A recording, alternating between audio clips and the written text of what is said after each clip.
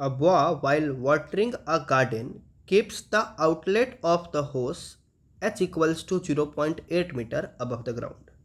तो बेसिकली ये ग्राउंड रहा होगा और वो इस होस पाइप को ग्राउंड से h हाइट ऊपर रख रहा है, मतलब यहाँ से वाटर निकलने वाला है अपना, यहाँ से कहीं वाटर निकलने वाला है।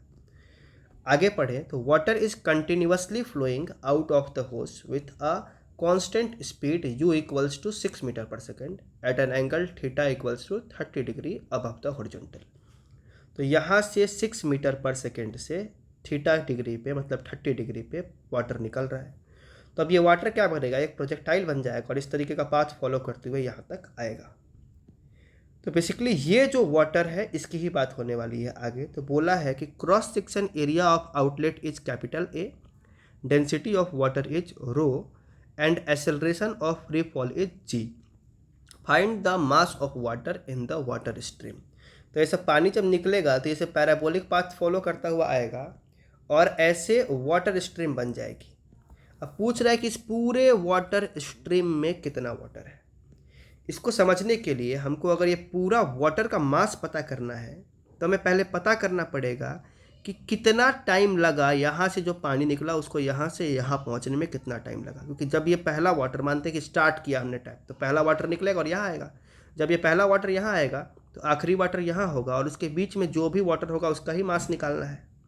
तो हम पता करेंगे कितना टाइम लगा। तो मान लिया टाइम ऑफ फ्लाइट है टी, कैपिटल टी, और इसको जब यहाँ से यहाँ डिस्प्लेस होकर के आना है तो अगर इसको ओरिजिन मानते हैं तो इसको नीचे आना है, मतलब वाई डायरेक्शन की डिस्प्लेसमेंट हो जाएगी माइनस की एच। टाइम हो जाएगा कुछ कैपिटल टी मान रखा है, वाई डायरेक्शन की वेलोसिटी हो जाएगी यू साइन थीटा और एक्सेलरेशन ड्यू टू ग्रेविटी हो जाएगा माइनस जी। इक्वेशन में रखते हैं s equals to u t plus half a t square y direction के, तो ये हो जाएगा s y equals to minus h, u y equals to u sine theta into t, half a y की जगह पे minus g into t square. अब t में क्वाड्रेटिक सेट करेंगे तो ये नेगेटिव वाला टर्म इधर आकर के पॉजिटिव, तो हाफ जी टी स्क्वायर, ये पॉजिटिव टर्म इधर आकर के negative you sine theta into T और ये माइनस का एच।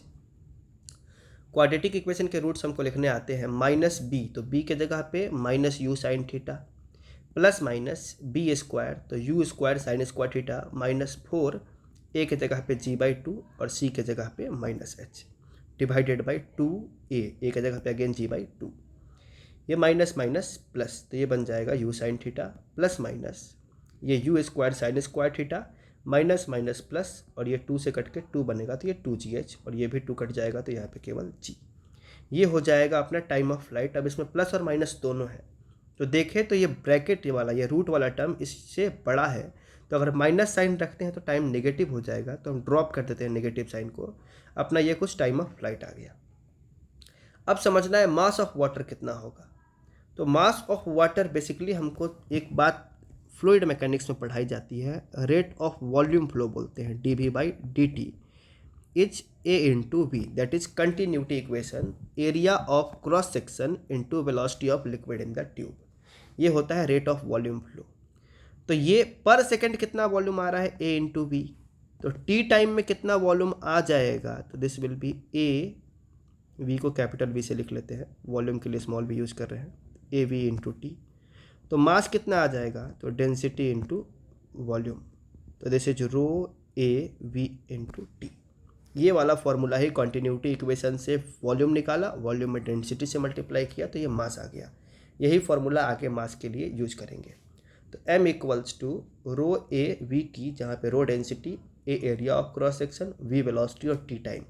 तो यहाँ पे रो एरिया ए दिया है, वेलोसिटी दी गई है u और टाइम दिया गया है जो ऊपर टाइम ऑफ फ्लाइट निकाला। इसमें सारी चीज़ें ला करके पुट कर दी और इस g को बाहर इधर कर लिया, तो रो ए यू बाई जी और ये पूरा का पूरा ब्रैकेट में बच गया। This is the mass.